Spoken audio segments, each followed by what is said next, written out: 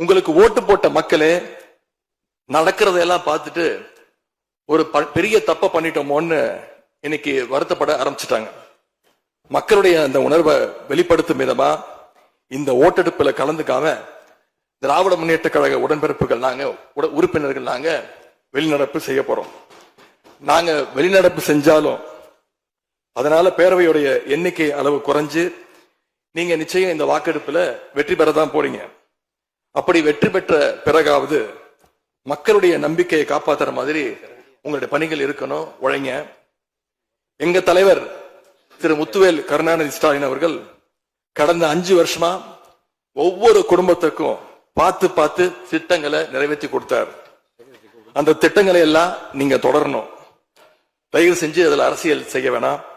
ஏன்னா இந்த மாசம் 15ஆம் தேதி கலைஞர் மகளிர் உரிமை தொகை 1,31,00,000 தாய்மார்கள் காத்துக்கிட்டு இருக்கிறாங்க. இந்த 1000 ரூபாய் வருமா அப்படின்னு காத்துக்கிட்டு இருக்கிறாங்க. அதே மாதிரி புதுமை பெண் திட்டம், தமிழ் புதுவன் திட்டங்கள்ல காலேஜ் போற ஸ்டூடெண்ட்ஸ் அவங்களுக்கு வர மாசம் மாசம் வர கல்வி ஊக்கத்தொகை 7ஆம் தேதி கொடுத்துருக்கணும். இது வரைக்கும் வரல, அவங்களும் காத்துக்கிட்டு இருக்கிறாங்க.